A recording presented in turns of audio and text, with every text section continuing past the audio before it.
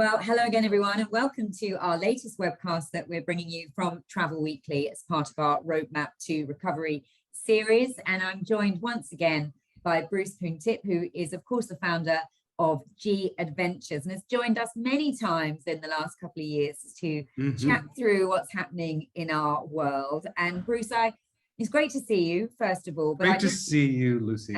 Always. I love spending time with you. Likewise. But listen, I wanted to talk to you today. It's been a little while, and the most recent thing I guess we've heard from you, Bruce, is you put out a really passionate statement actually around what's happening in Ukraine and how you felt about that. You used words like, heartbroken. Obviously we all feel, we all know how appalling it is, but I just wanted to pick up on some of the comments that you made and how important you feel travel is, in uniting the world and uniting communities, and how this is such a tragedy. So just perhaps pick up a little bit on what you wanted to say there. Well, I mean, travel is a big part of uniting people and communities, but the sanctions and, what I was talking about is, and what I was mainly heartbroken about is when these sanctions, how they affect ordinary people. So we took a very hard stance of, banning Russians booking on our trips, banning Russian agencies. And I was just trying to explain how it's important that all industries apply pressure. I make no mistake that, it's not going to harm anyone if they can't book a G Adventure trip. But that's not really what it's about. It's about creating a united message in every industry, and tourism should be a lead in that industry that does something, because every as you can see right across every industry, there's a united front to sanction, to apply pressure. And unfortunately, good people get caught up in sanctions and embargoes. And history has not shown that they often and more often than not don't work. But it's really the only tool that we have to get this stopped, and is to absolutely crater the Russian economy. So I'm heartbroken about making those kind of decisions. And even though we're a travel company, it was kind of a wider kind of message, because it's going to affect so many good people on the ground when you apply this type of pressure for because there's only three ways to stop this. That's deposing Putin, regime change, or for them to retreat, and all of those are internal solutions. There's nothing more we can do as from the rest of the world except pull out, and unfortunately that's very hard. It's very hard because a lot of good people get wrapped up in it, but what's happening in Ukraine is so tragic. We have no choice as a global community to unite in all industries and show that we're doing our part. Yeah. So just remind us then, I don't know what you're saying, that just stopping tours from G Adventures alone wouldn't be enough, and we've all got to do our part. But just remind us, you've stopped at, I think it's about 66 tours that you've stopped in Russia. You're not allowing Russian nationals to book your trips, and you're not allowing Russian agencies to make any bookings either. Is that correct? Yeah. We've taken the full stance of not having resident Russians. I mean, obviously there's Russians live all over the world that book our trips, but resident Russians can't book our trips. We've informed all of our agency partners that we will not accept bookings and cancel all operations in Russia. So we had 66 tours that are affected, and then we had quite a few passengers already booked that were refunded and we're not allowed to travel. So again, that was a hard stance, but it was important for us, as I said, to be united with all industries that are, and just to show our, commitment to peace. Really. And do you think that, obviously we've talked about lots of cruise lines stopping their calls into St. Petersburg, and we have reported on a number of travel companies, imposing sanctions, but do you think we need to do more? Can we do more? I know you're saying there's only a limited amount we can do, but we should do everything we possibly can. Do you think the industry could do more? We can, and we should do more. There's all kinds of ways in which the industry has to come together, and there's controversial, Sabre has, I issued a statement about Sabre pulling out, but now it's coming to light that they've taken Sabre out of the international side of booking tickets. But Aeroflot's, the backbone of Aeroflot's airline is run on Sabre, and they haven't taken that step to disrupt the domestic mobility of people, and they have the ability to do that. You praised them initially, but you've now realized that they haven't gone as far as they could. Yeah, there was a statement in that you guys put out from a Scottish. I'm trying to arrange it because I actually don't understand the ins and outs of sabers. I've been told this by other people, Yeah. but Russia has a very strong domestic market. It's actually their numbers are. Their numbers now for domestic travel are higher than 2019 before COVID. So it's a very strong domestic market. And that's all powered by Sabre as an operating system. So when Sabre came out with that statement, I was very pleased because I was about to make an appeal to Sabre to make that decision. But instead, they actually took them off the international to book international tickets. Yeah. But they didn't take that last step of shutting them off, domestically, which they have the power to do. Yeah, they've got the power to do it. And you feel that would be really debilitating for Well, Russia. it'll be very inconveniencing because, the idea of sanctions, Lucy, is to make things so inconvenient for local people that they continue to apply pressure and they realize that those inconveniences aren't worth a war, right? Yeah. I mean, that's like that your privileges outweigh the decision to attack a peaceful country. So, and also to support democracy. So, I think it's a big thing that we have in the travel industry, that we can disrupt the mobility of people moving around, and that also includes all of the, they talk about these oligarchs and all these people that are there's so much that would be disrupted if they stop domestic travel. Just they're also shipping locally, all these things that they can't do. So I know there's more. There's every company needs its time to make their decisions. I'm hoping Sabre does the right thing ultimately. I mean, that's my hope. And we know that even TUI is owned 33% by one of the oligarchs who met with Putin just last weekend. So that's an issue, because look what they did with the Chelsea owner. He's sold and he's donating the money to Chelsea, and that's a great outcome for something like that. And I think stepping away from a board is not enough. And so what's the travel industry's response to that? We have to kind of first give everybody time, like every company has to have their own process. Yeah. I mean, we're nimble and we're able to work very quickly, but not everyone can do that. So it's about patience, but also uniting as a common industry to show our support. And this isn't just about Ukraine. This is just about war, democracy. There's so many things at stake here. And it's about a united front with all industries, because everyone's coming on board. Like you see, Airbus and Boeing were the first people that made their step. They closed all offices. They will not sell parts or services, and they will not service the jets. I mean, that was a huge move on their part by Airbus and Boeing. But I mean, that's a long process, because first of all, the local airlines have parts that they bought and purchased. It's going to take a long time for them to run out of parts.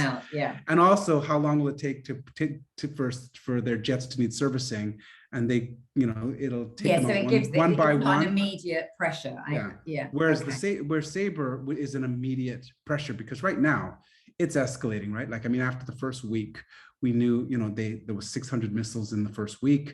There's still more to come. You've seen the pictures. It's just devastation it's just outrageous. And as an industry, we should just do more, and we should apply pressure where we can, because we have our industry has very little power. Like cutting someone from taking a cruise or taking a G Adventure trip is not painful. It's not, it's creating that united front. So we have to pick our spots where we can actually have impact with these sanctions. But as an industry, we have to show, as a professional industry, we have to show our commitment to all industries, tourism being a very large industry, that we support the actions that are being taken.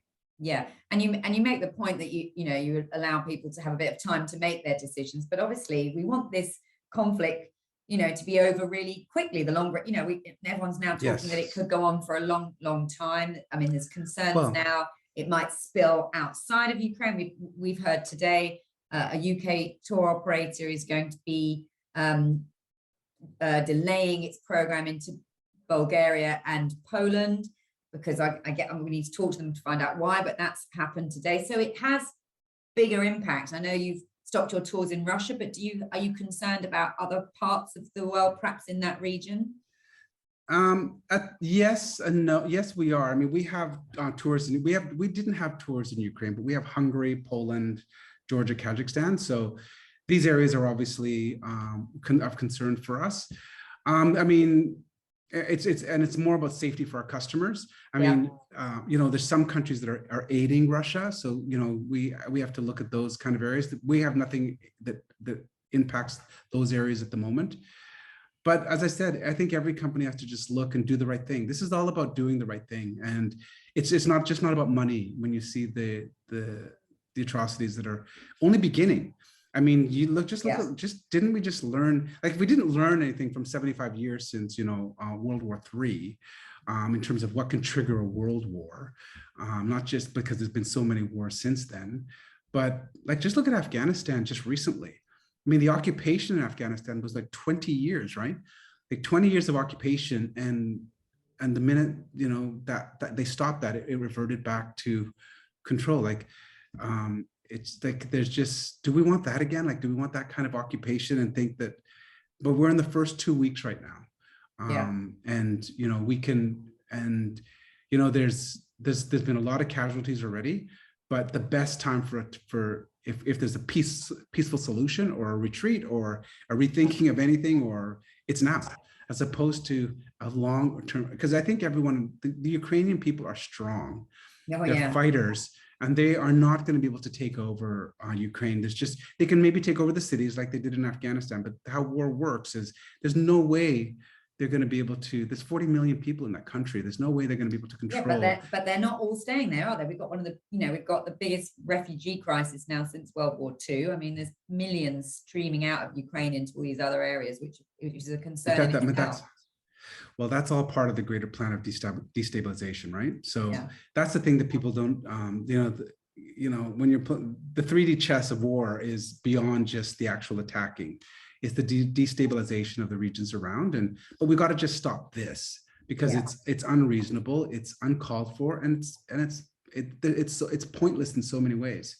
It's one man and one group of people that are making these decisions, because even you can see the Russians protesting because they're also against it. So so we just have to do what we can. It's just a really unfortunate thing, and it's a cloud hanging over as well. But as we kind of transition into the industry, I mean, we're coming out of COVID.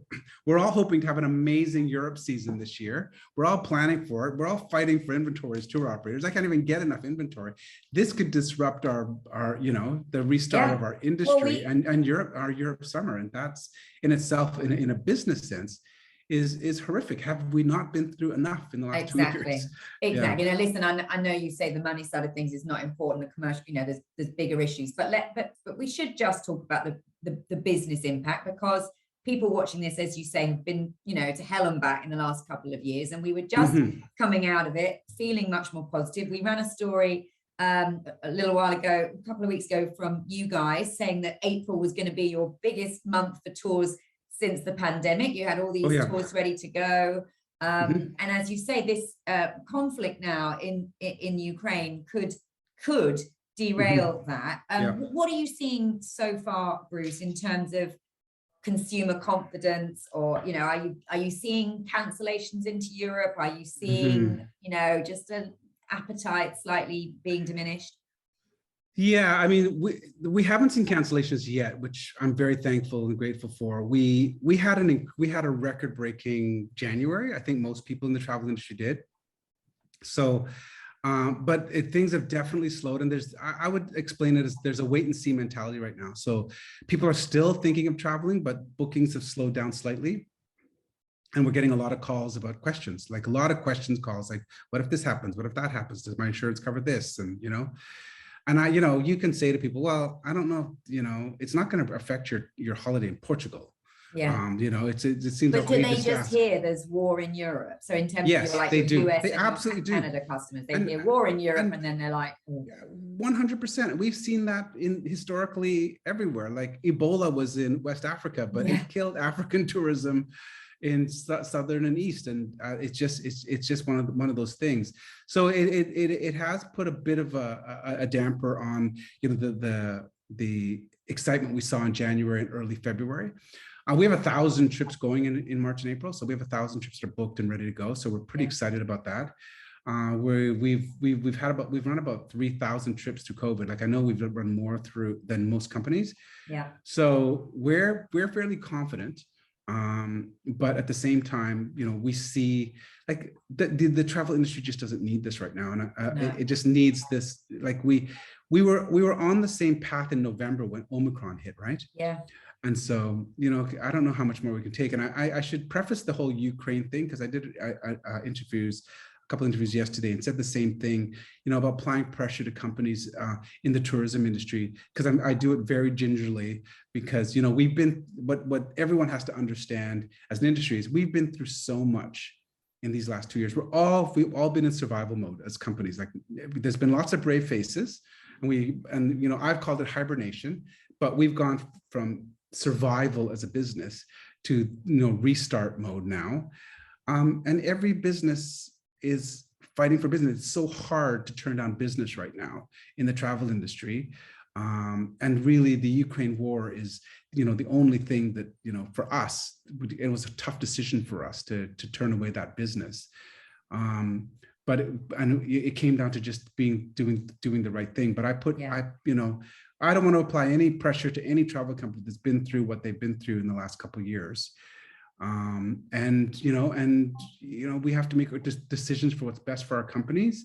And right now our companies are in a very tenuous state, because we've come, some companies have been 2 years with no revenue, and it's really tough. The people that you're no longer taking into Russia on those tours, have they rebooked elsewhere, or have you just lost that money and had to give them refunds? I think it's a combination of both. I mean, we're the only, like, there's a lot of companies that are still going to run tours in Russia. So if they really want to go to Russia, they'll find a tour. They'll just go somewhere else. So that's why I'm saying, like, what we're doing is not necessarily going to have, sanctions kind of impact, but we do it for, it's very important for our company culture, our people, for us to show there's a lot of celebration within our organization for taking this stance, because we want to attract and retain the best people, and we do that through our values. And so it's important for us to show that to internally as well as externally. Yeah. Like we sent, like, I can't even tell you the amount of messages we got. I mean, I've gotten quite a few messages, like people just praising and, why we book with you. And, it does create that brand kind of relationship with your customers. But I also did get a death threat. And I also did get, and so there's people from both sides. From a Russian, from who? I don't know who I don't know where they're from, but it was, it's not my first, Lucy. You should know, it's not my first, and it won't be my last. You shouldn't be so controversial, Bruce. That's your problem. I know. But anyways. Well, I joke about that, but listen, that's serious, and I'm sorry that that somebody felt that they should felt the need to do that when you're clearly just trying to do the right thing. So I mean, this person's claim was like, why aren't we banning trips in China, and United States has human rights. It was just a long kind of conspiracy laden kind of thing, and all right. So let's you mentioned there that people are in this kind of restart mode, but I remember talking to you before saying that when we came out of COVID, we would actually be in startup mode. It would be going back to a complete. And that was like a year ago. Who would have thought Lucy would be here a year later and still in this stage, right? Oh. Well, so that's what I want to know. Are you able to get back to what you were doing before? Has it been a little bit like that, or have you really had to change some of the things you've done? Either reacting to customer demand for more private tours, or I know you've changed some things. You've introduced new products and stuff, but how much of it is going back to what you did before, and how much of it is kind of very new, what you're doing in this new world? Well, there's a big push for us for not going back to normal. So our message internally is like, let's not fight to go back to like going back to normal is not our goal. We have an incredible opportunity to rebuild back better. And people said that like 2 years ago when we're going to build back from this better, but what the hell did that really mean, right? But now we've had to downsize our businesses so much. Like we had, close, over 1,000 like terminations and furloughs, and so and we've all kind of had to reduce resources. And now as we build back, we're a 32-year-old company, and we having the opportunity to rethink things and be a startup with 30 years experience is pretty exciting time for us on how we would rethink everything and redo things differently. And I think every company should be thinking like that. Like And there's just nothing that we're returning to, we're not returning anything to normal. Like even how we look at departments, how we look at marketing, how we look at, the customer journey, like everything can be different because, when you're a company like us that grew over 30 years, every company, throws people at problems, and you try and put band-aids on problems, and sometimes you do things that you can afford as opposed to doing what's better, like as you kind of grow and scale up. And then 30 years later, you become this big monster of a company that's really hard to move. And we've always prided ourselves at being entrepreneurial, and part of the one of the most important tenets of that is speed to market. And when you can't move quickly and you can't react and be nimble as an organization, it's death when you can't change for a business. And when change, we have a change or die kind of mentality.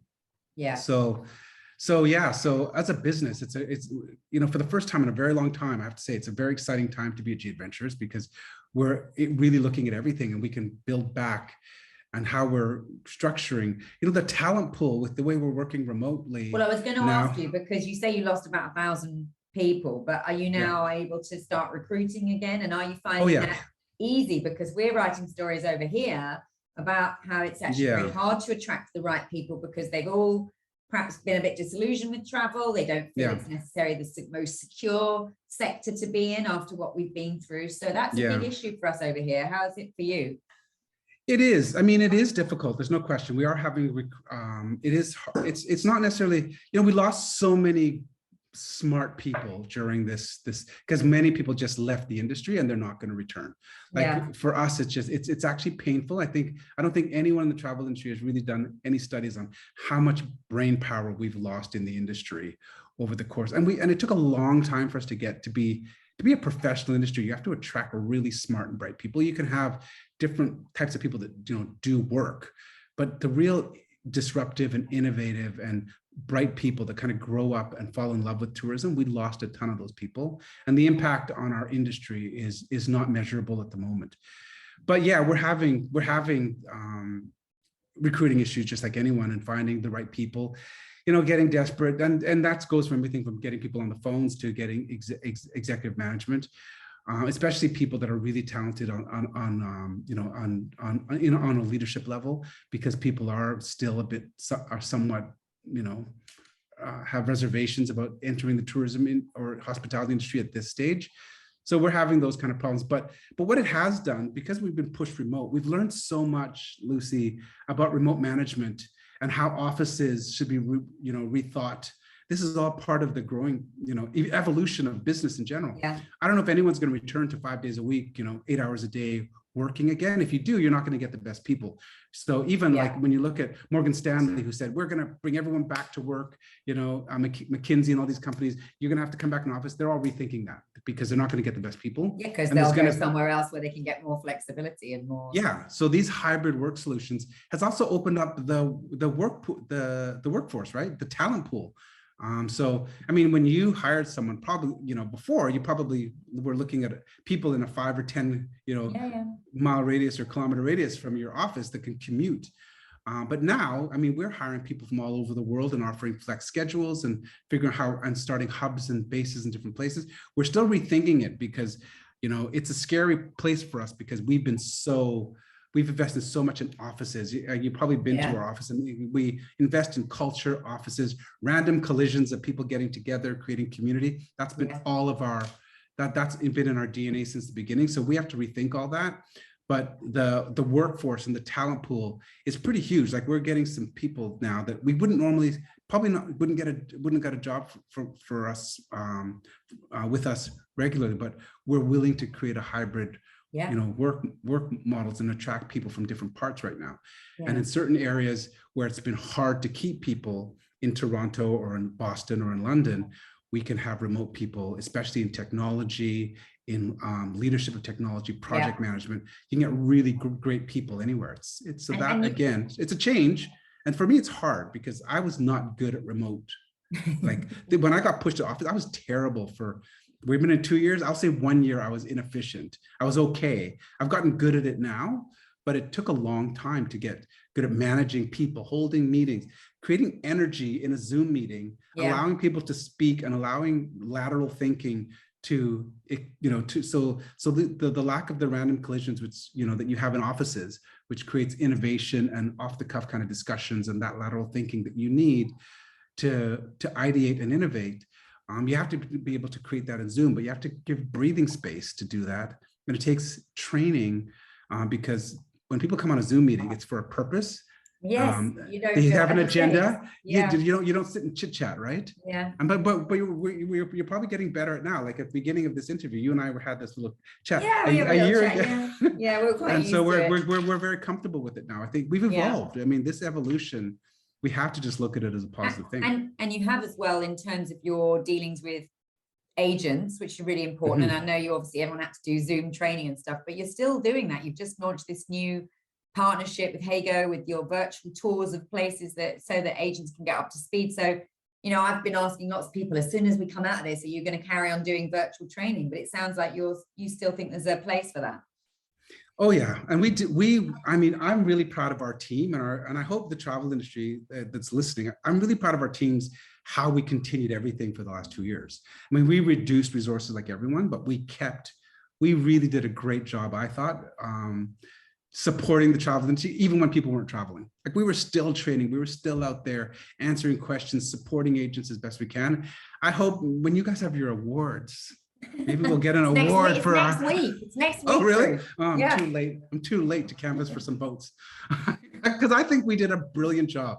Like I really do. Can I see some companies just went dark, which, some people had to go dark. Everyone was dealing with their own. We really thought it was important to maintain, and we thought we could gain market share and, and favor with agents in support during such, at this time, because agents were so open. When we were having like online conferences, we had double the amount of people attending because they had the time. And so we did all kinds of things, as you know, and we did lots of stuff with you.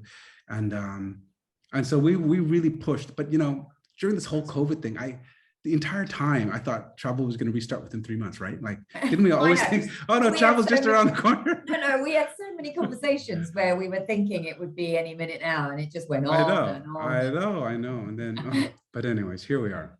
All right. Well, you talk about the importance of innovating whilst you've been, while we've been locked down and we've been isolated and we've been virtual, but, and you are good at innovating. We know that about G Adventures. So I don't know whether you've got anything up your sleeves in terms of what you're going to come up with in 2022, or whether it's just going to be getting back on track, or have you got some plans?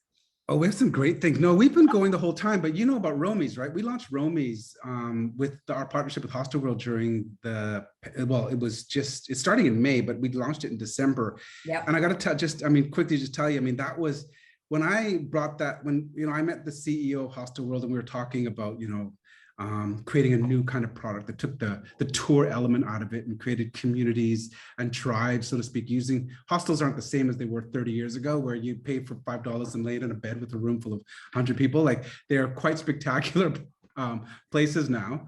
And so when we thought of how we can create a new product, because they're an online technology company and they want differentiated product, and we want access to all those small businesses that are on their platform that we can't work with as a big kind of international company. All these small businesses, they don't have the ability to work with companies like us that need inventory and for them to hold rooms and release dates and all these kind of things.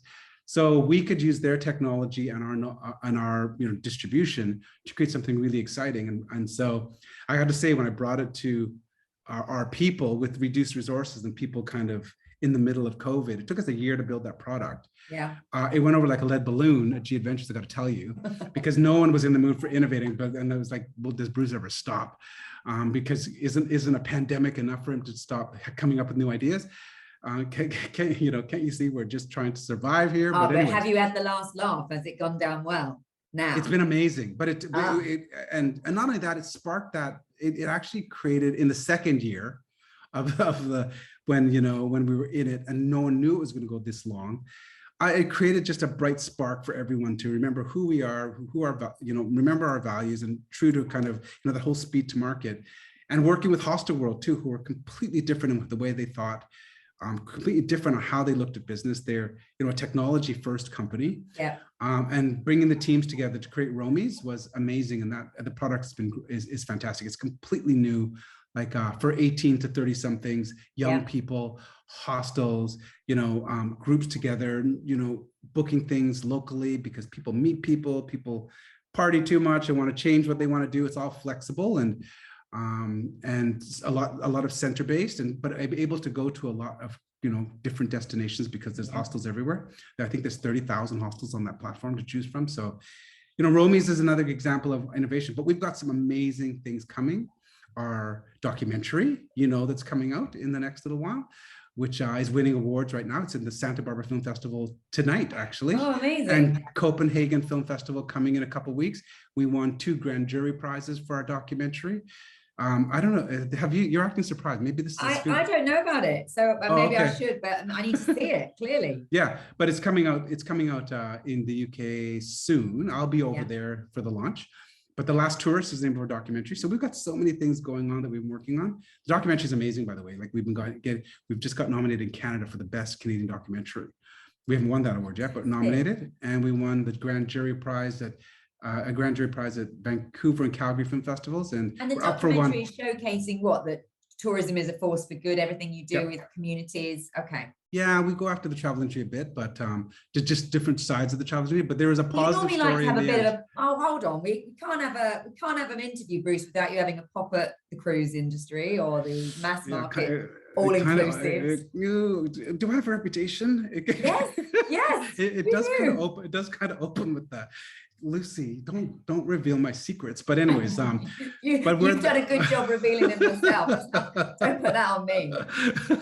Okay, so we'll look out for that. And but we got a special screening in the UK. Yeah, there will be for all of you and all of our agent partners. Oh, amazing. Okay. And maybe I shouldn't be talking about this, but it's coming. I'm gonna get in so much trouble. It's like the way you looked at me when I first mentioned. Yeah, I know. The way you looked at me, you were like, documentary. I mean, we've been working on this thing for 4 years. I mean, we will do another one of these when it comes out because I got a hilarious story to tell you about the documentary that involves just because COVID hit during the documentary, we have to refilm it, and but it's a 4-year project to get it done, and it's amazing. And I'm going to be over there when it debuts, hopefully.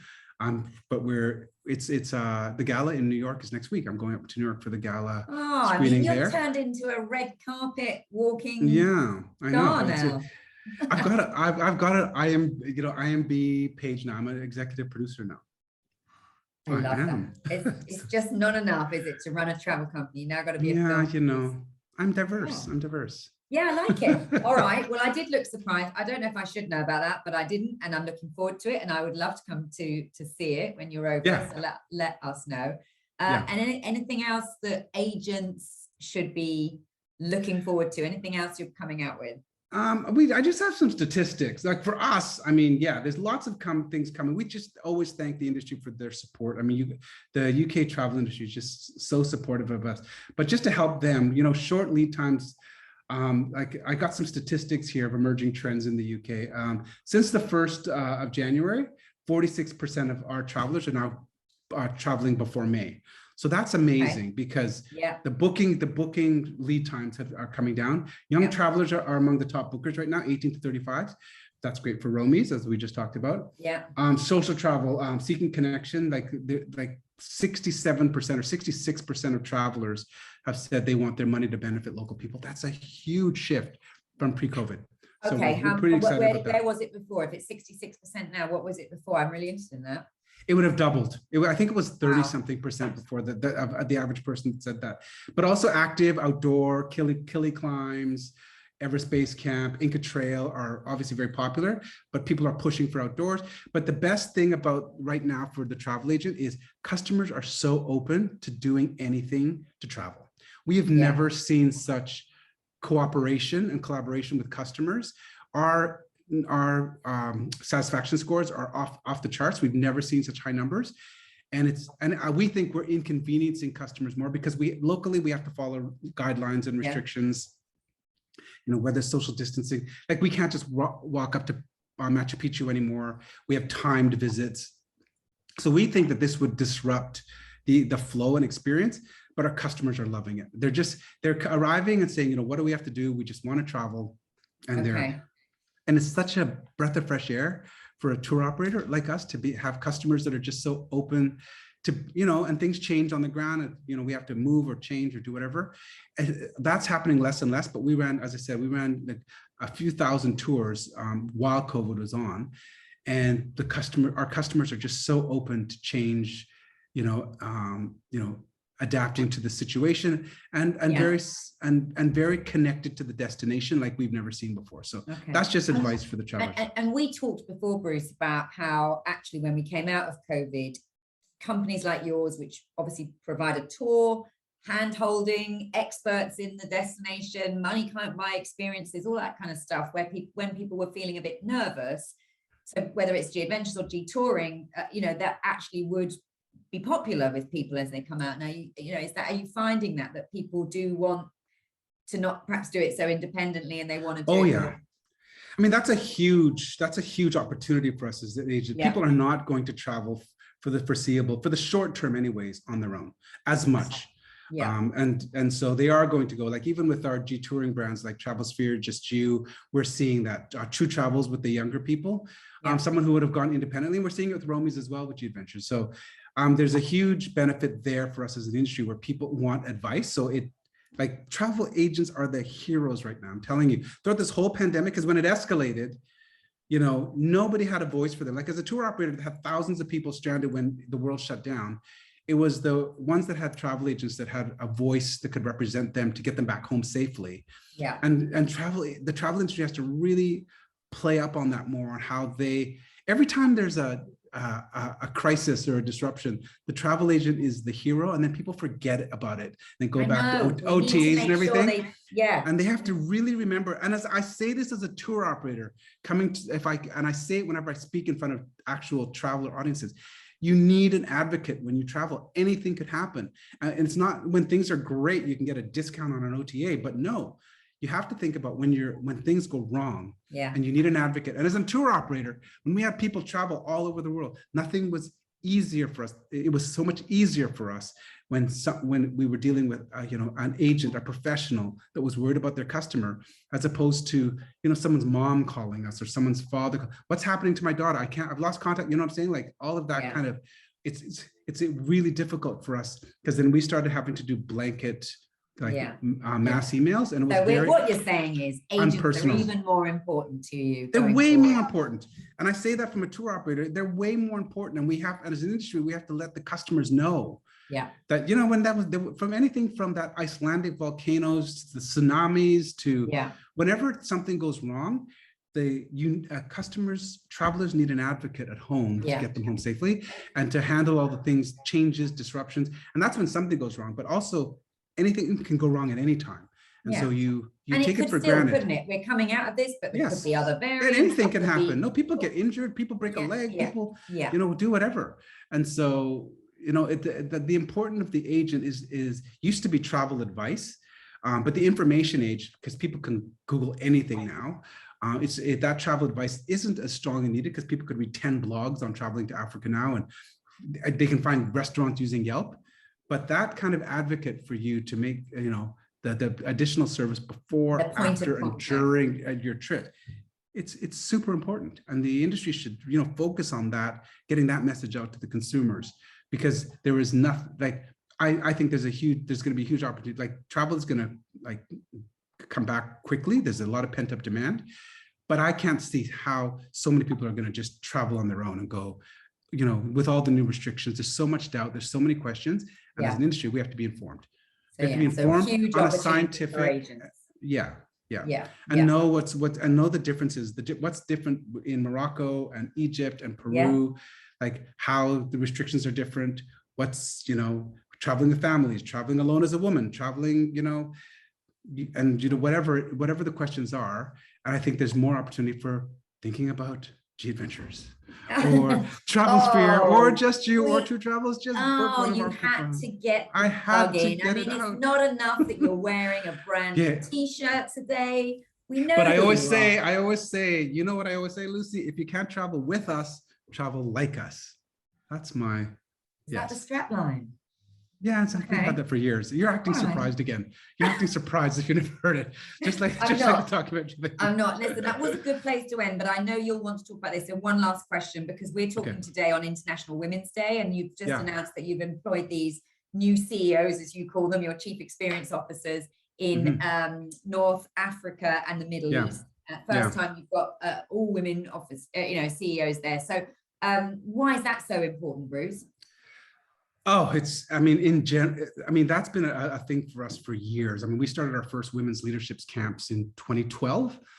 The tourism industry is run by women, and the tourism decisions of travel is by women.